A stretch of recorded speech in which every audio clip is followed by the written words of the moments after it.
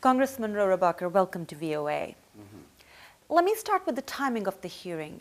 Right now, the relationship between Pakistan and the US is at a critical juncture. The two had tensions, and now it seems like the tensions are easing, and this hearing could jeopardize that. Would you comment on what prompted you to have this hearing at this particular time? Yes, if this hearing, by trying to bring out the truth and bring out facts that people don't know, is in some way going to jeopardize our relationship with Pakistan, that means that Pakistan must be doing horrible things that are not in the interest of the United States, like aiding and abetting the monster who slaughtered 3,000 Americans on 9/11, and then arresting the man who helped us bring the murderer of all of our Americans to justice and calling him a traitor. Yeah, this is an important time for us to bring out the true facts about what's going on in Pakistan. Since you brought it up, you want to give U.S. nationality to the man who helped U.S. bring Osama Bin Laden to justice. What do you hope to achieve? Do you hope to then fight for him as a U.S. national? Once the United States is composed of every race and every religion and every ethnic group. The only thing that we've got going for us is a love of liberty and justice, and yes, a faith in each other, where we are part of the same family. When someone kills 3,000 Americans, they have committed an attack on our family. And if someone, especially a doctor, steps forward to help us, we're going to be grateful to that. For that, and I believe that by declaring this hero, this American hero who tried to bring to justice the murder of 3,000 members of our family, to declare him a traitor to his country for helping bring justice to the murder of Americans, that is a declaration that by Pakistan that they are no longer friends of the United States, that they are our enemies. They are making that declaration, we aren't. What are the chances that you will succeed? You've just moved this bill. I think that it's going to take a while, and Pakistan will be given a decent time to act on their own. But this bill will move forward within a few months if that doctor is not released. And every minute that they keep him is a statement to the American people that they are our enemies. The people who have charged this man with treason, well, how do you commit treason if you're helping an ally? No, you commit treason if you're helping an enemy. By charging him with treason, they have declared that the Pakistan government is an enemy of the United States. Now, if they want that to end, they're going to have to make amends for that. They're going to have to let this doctor go, and they're going to have to basically quit aiding those people who are killing Americans. We know that the Taliban have been receiving their guns and their bullets and their mines that have been killing Americans for the last 8 years. They've got to stop it. But the Pakistanis say that the doctor actually helped the intelligence agency of a foreign country, an ally, but a foreign country, without telling them, and that the U.S. would be unhappy if their public starts helping MI6 or Mossad or the intelligence agencies without telling the CIA. If there was someone who was engaged with trying to bring a mass murderer to justice, we would not charge him with treason. We would probably give him a gold medal. We have 3,000 Americans, civilians, unarmed people, slaughtered in front of our face.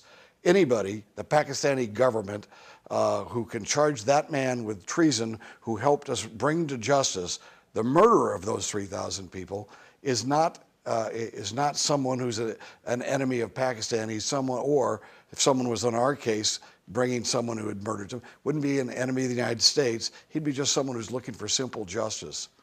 So if he is given a U.S. nationality, yes, and he is not released by that time by Pakistan, what will be your next step? Well, if he is not released by Pakistan within the time period that this comes up, and we pass this law, and even if we don't pass this law, we are going to expect that Pakistan will release him. And if he is not released, one way or the other, Pakistan ain't going to get one more penny from the United States. Pakistan isn't going to get their weapons, which they have turned around and used to murder Americans. Pakistan is going to have to understand that the people of the United States know when they're being treated like fools and like enemies. And we will go to people who are our friends rather than someone like Pakistan who helps the murderers of Americans. Can you give somebody nationality by passing a law? Is Yes. it an executive function, Yes. or is it It's a legislative function? It's a legislative function. That's so correct. you do have the power Yes, to give we do. him.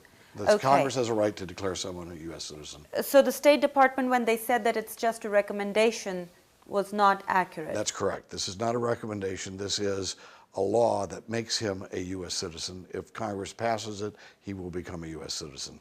Now, you mentioned something in the hearing. You said if we're to be taken seriously, we have to be consistent. And you mentioned Kashmir and the right of self-determination.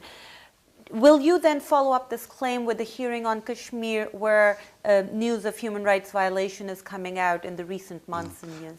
When India arrests a doctor who is responsible for helping us get someone who's slaughtered 3,000 of our countries, we'll hold that hearing. But not on human rights violations. No, the fact is that Pakistan has been assisting the person who slaughtered American citizens in large numbers. Pakistan has been giving weapons to the people killing American soldiers. India has not been doing that. Well, I believe that we must be consistent, and what the crimes that are committed in Kashmir should be condemned, as I have on many occasions, publicly and at hearings. But when we spend our limited time, I'm sorry, if someone's murdering Americans, we're going to spend our time condemning them before we spend our time condemning someone who's not. Now, I understand your point, but you said that this was to understand what U.S. policy in the region should be. That's correct. And that we want to be consistent, so I understand that you will hold more hearings like that. Don't know. Okay. So if you hold future hearings, will they again be on Balochistan, or would there be? The next hearing may be broader in scope and could include Kashmir. We might just have a hearing on borders, colonial borders that are now being enforced, and I wouldn't write that off. But it's not in the works right now. But had we not suffered the revelation that the Pakistani government has aided and given safe haven to the monster who slaughtered our own people, this probably wouldn't be this way either. This is anything that's coming up right now that the Pakistanis don't like about our attitude is being caused by actions taken by their government.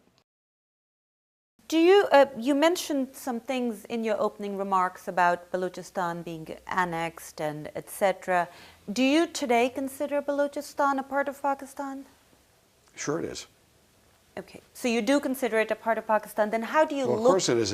But it's composed of people who have human rights, and when you have a country and you have sovereignty, you have official sovereignty, and they are officially, Balochistan is now part of Iran and part of Afghanistan and part of Pakistan, and that the same way with the Kurds up in is the Kurdistan.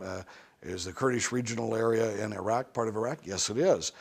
Could someday these regions be independent? Maybe. Depends on how the people make deals and interact and make their demands, and whether it's the Kurds or the Balochis or the Kashmiris.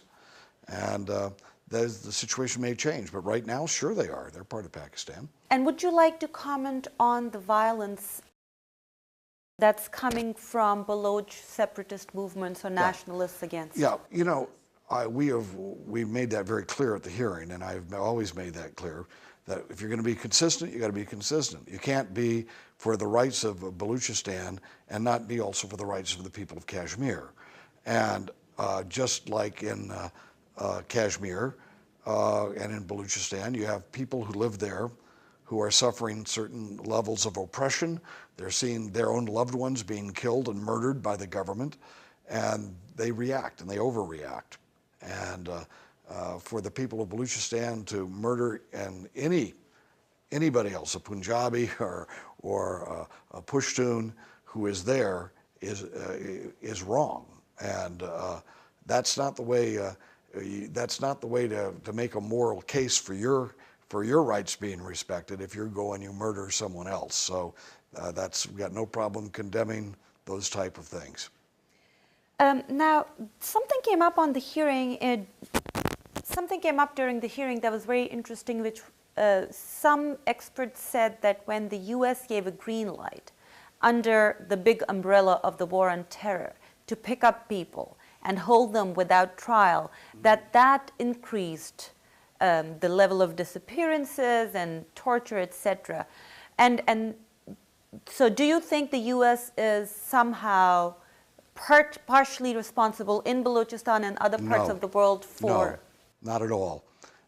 What we did in the, quote, war on terror and the ongoing war on radical Islam, which is the basis of the war on terror, we were picking up people who were engaged in their goal, in their activities, were engaged in plots and plans to murder people in the name of God and to assert authority over others in the name of God, as if God talks to them.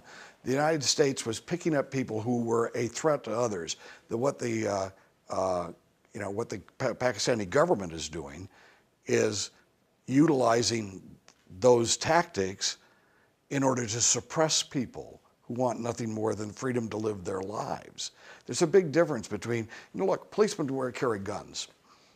If a policeman kills a murderer, it is a lot different than when a murderer kills an innocent person.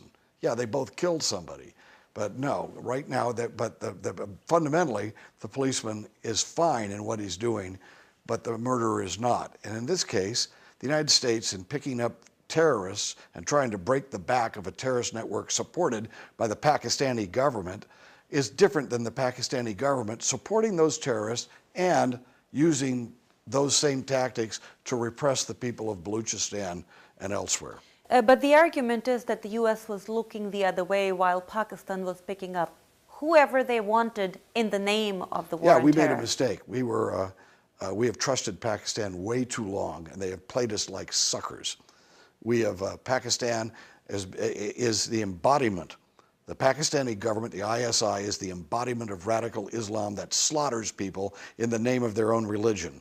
They have been providing the guns, the ammunition, and the support system. That's why Osama Bin Laden ended up for 8 years sitting right next door to the ISI headquarters. So, no, there's a big difference there. And next door to the military academy, yeah, the ISI headquarters. Okay. There was a military academy where the recruits trained, but that's fine. Yes. What I want to know is, where do you see going forward from here, from this point, with Pakistan? I see it's all up to them. It's all up to Pakistan. Pakistan right now is being put on notice. If our government isn't willing to do it, the Congress is. We're putting Pakistan on notice. You are no longer going to be able to get any assistance from the United States while you are assisting those who are murdering American troops and murdering unarmed civilians in the name of radical Islam. We're not going to put up with this anymore.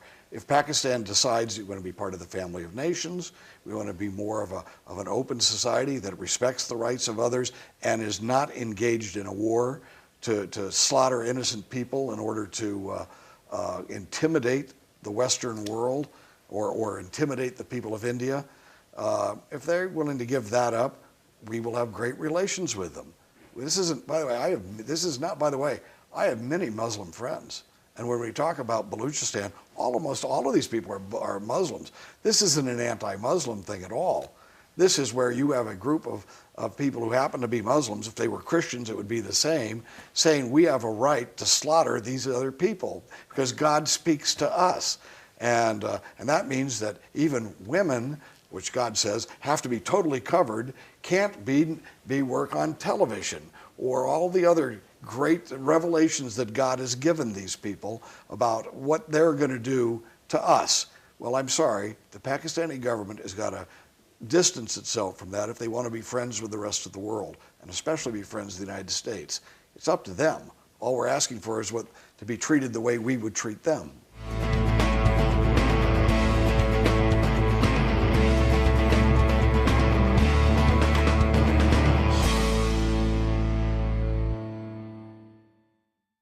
traitor.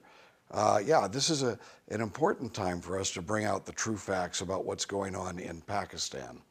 Since you brought it up, you want to give U.S. nationality to the man who helped U.S. bring Osama Bin Laden to justice.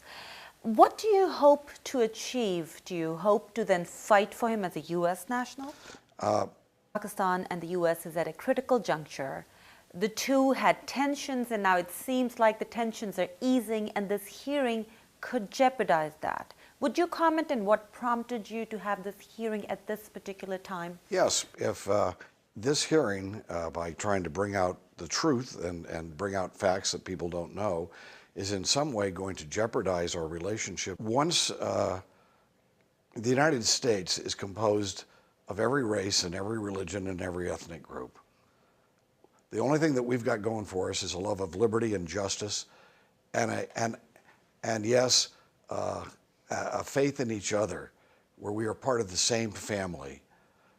When someone kills 3,000 Americans, they have with Pakistan, that means that Pakistan must be doing horrible things that are not in the interest of the United States, like aiding and abetting the monster who slaughtered 3,000 Americans on 9/11, and then arresting the man who helped us bring the murderer of all of our Americans to justice and calling him.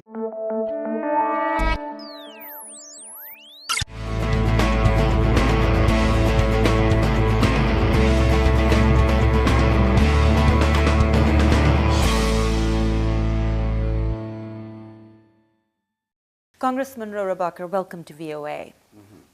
Let me start with the timing of the hearing. Right now, the relationship between